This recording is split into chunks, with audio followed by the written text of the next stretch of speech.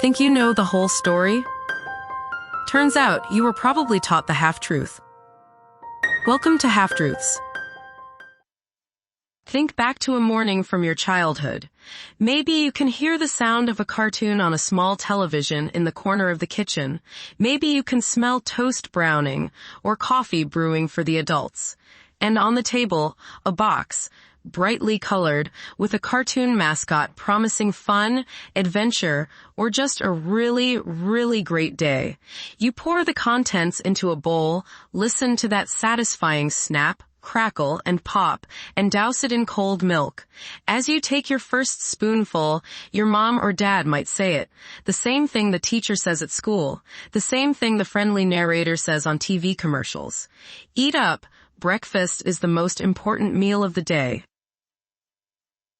It's a phrase that's as fundamental to our understanding of health as an apple a day keeps the doctor away.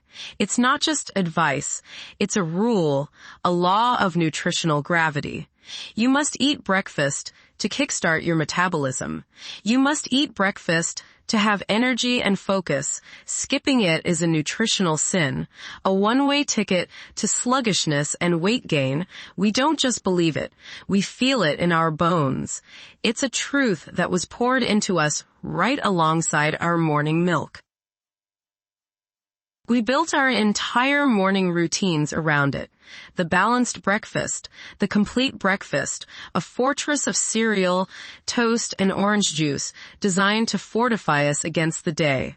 It's the one meal with its own dedicated food group in our collective imagination. The breakfast food. You can eat dinner for breakfast, but eating pancakes for dinner still feels a little bit rebellious, doesn't it? That's how deeply this idea is ingrained in our culture. Breakfast isn't just a meal, it's an institution. But what if that institution was built on a foundation of something other than pure science? What if that piece of common knowledge, that unwavering truth passed down through generations, wasn't the product of medical consensus, but the result of one of the most successful, long-running marketing campaigns in human history? What if the idea of breakfast as the most important meal of the day has less to do with your metabolism and a lot more to do with selling you a box of cornflakes? Today, we're pulling a thread on our morning ritual. We are going to unlearn the story of breakfast and discover the more complex, more fascinating, and far more commercial truth behind the most important meal of the day. The story we all know is simple, and it makes perfect sense. Your body is like a car, and after a long night of fasting while you sleep, the gas tank is empty. Breakfast is the fuel. It replenishes your glucose levels, giving your brain and muscles the energy they need to function. Without it, you're running on fumes. You'll be tired, irritable, and unable to concentrate. It's just common sense. Then there's the metabolism argument, the one that's always spoken with such authority. Eating breakfast, we're told, is like lighting a fire in your body's furnace. It kickstarts your metabolism, signaling to your body that it's time to start burning calories. If you skip it, your body panics. It thinks it's starving, so it goes into conservation mode, slowing your metabolism down to a crawl and hoarding fat. Skipping breakfast, therefore, isn't just about feeling tired. It's a recipe for weight gain. This narrative is incredibly compelling. It's simple, it's intuitive, and it has the ring of scientific truth. It's been reinforced for 100 years. We see it in movies with the perfect family gathered around a perfect breakfast table. We hear it from health bloggers and morning news segments, and for decades, it was backed up by observational studies.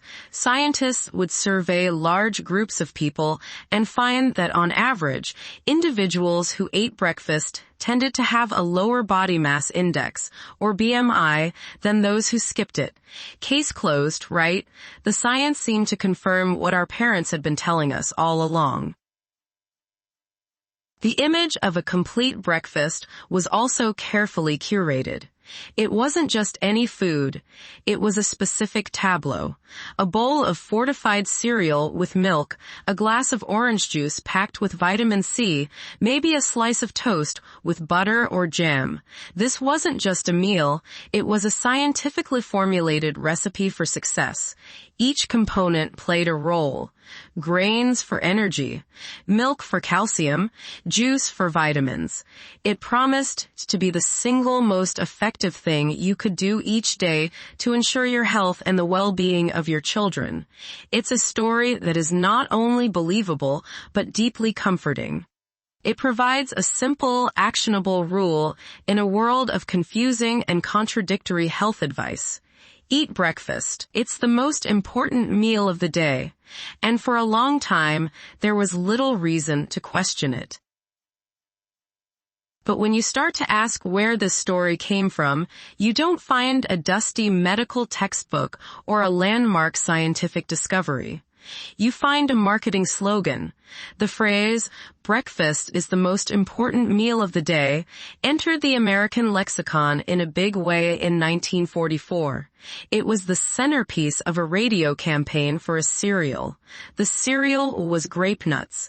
The company was General Foods. The goal was simple: sell more cereal. That's the first pull of the thread. The phrase that sounds like timeless wisdom was, in fact, advertising copy. But the story doesn't start in 1944. To find the real roots of our modern breakfast, we have to travel back another half-century to a strange and revolutionary place, the Battle Creek Sanitarium in Michigan. And we have to meet its director, a man who would accidentally change the world's morning routine forever, Dr. John Harvey Kellogg. Dr. Kellogg was a brilliant, eccentric, and deeply religious Seventh-day Adventist. He wasn't a huckster. He was a true believer. He presided over the sanitarium, which was less of a hospital and more of a high-end health and wellness spa for the nation's elite. People like Henry Ford, Thomas Edison, and Amelia Earhart flocked there for his unique brand of biologic living. Dr. Kellogg had a theory about the root of all evil, or at least all illness, in modern American society. He believed it was the gut. Specifically, he railed against the typical 19th century American breakfast. It was a heavy, greasy, meat-laden affair. Think steaks, sausages, fried potatoes, and leftover roasts. Kellogg was convinced this diet was leading to a national epidemic of what he called dyspepsia, or indigestion. His proposed cure, a simple, bland, vegetarian diet that was easy to digest. He was particularly obsessed with grains, and he was on a mission to create the perfect, ready-to-eat health food to serve his wealthy clientele.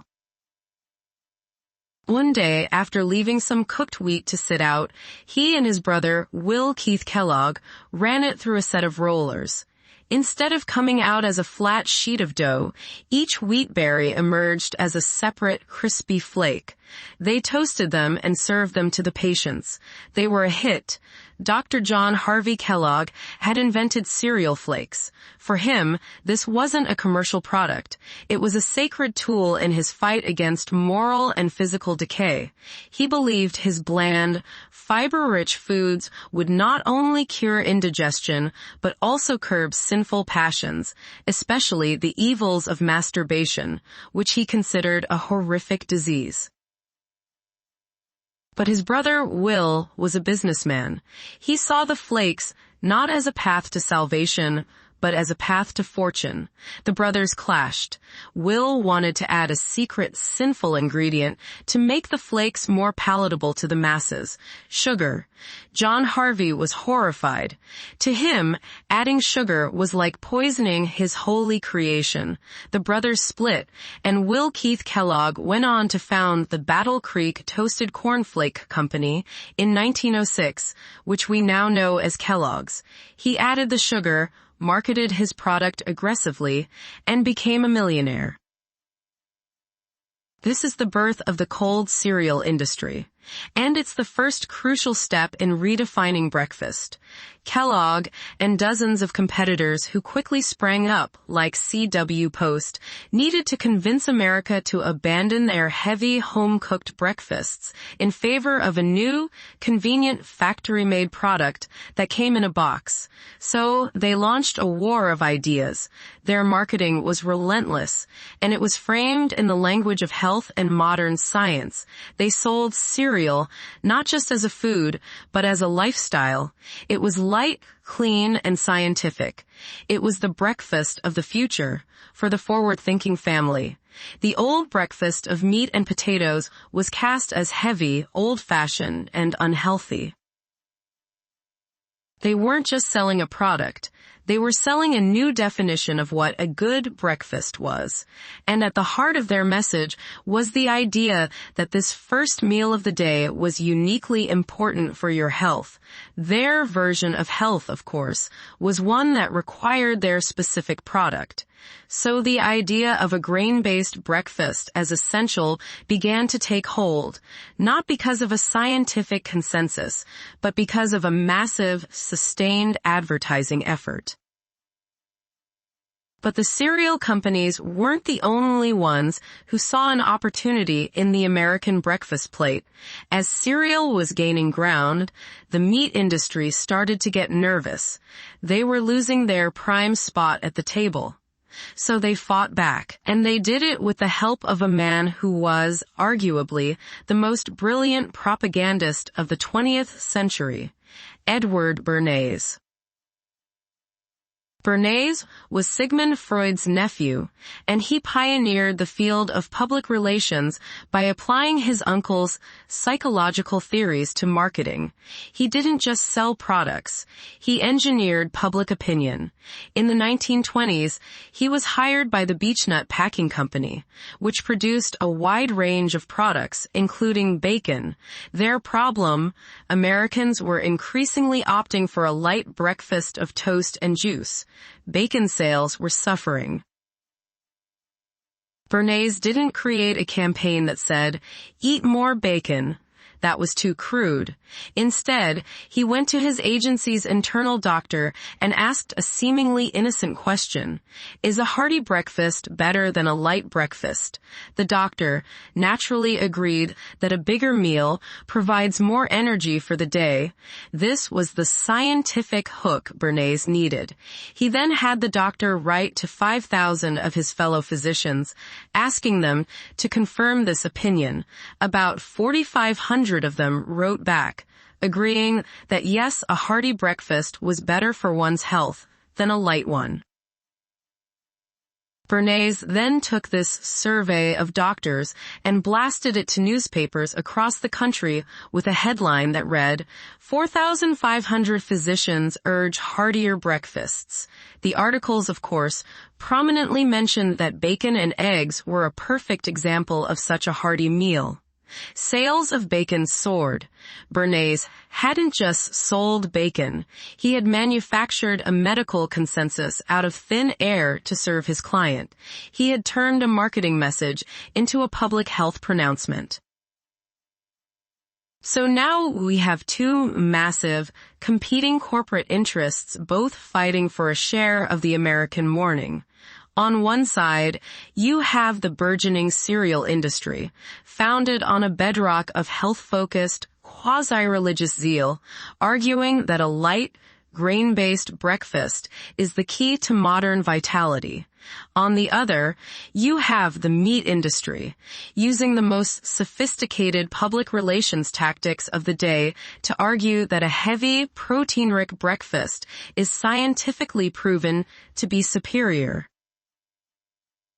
Notice what both sides have in common. They both base their entire argument on the premise that breakfast is a uniquely critical, biologically essential meal that will determine the course of your entire day. Its importance is the one thing they agree on because it's the foundation upon which they can build their sales pitch. The debate was never whether breakfast was important, but what kind of important breakfast you should eat. One that came from a box or one that came from a pig.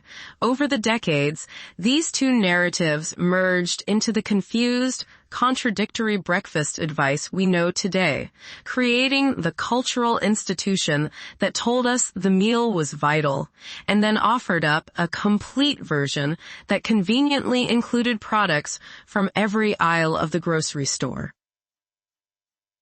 So, if the supreme importance of breakfast was largely invented to sell cereal and bacon, what does actual, modern science have to say about it? When you remove the marketing, what's left?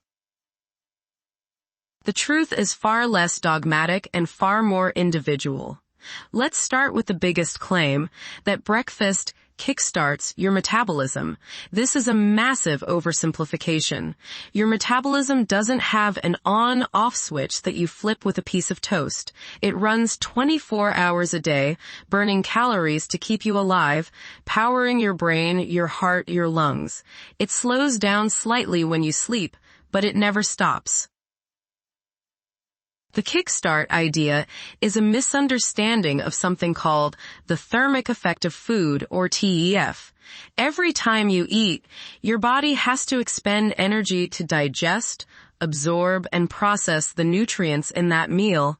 This process temporarily increases your metabolic rate. But this happens every single time you eat, whether it's at 8 in the morning or 8 at night. The timing of the meal is far less important than the total amount of food you eat over the course of a day. Eating 2,000 calories spread over 3 meals or 2 meals doesn't significantly change the total calories your body burns through TEF. Your body doesn't panic and go into starvation mode after 12 hours of not eating. That's just not how it works. What about those observational studies that linked breakfast skippers with higher body weight? Well, it turns out that correlation does not equal causation. People who skip breakfast are, on average, more likely to have other habits that can contribute to weight gain.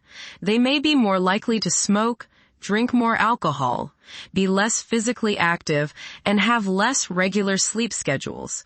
They might be rushing out the door without a plan, leading them to grab unhealthy snacks later in the day. The breakfast skipping itself might just be a symptom of a more chaotic lifestyle, not the direct cause of the weight gain.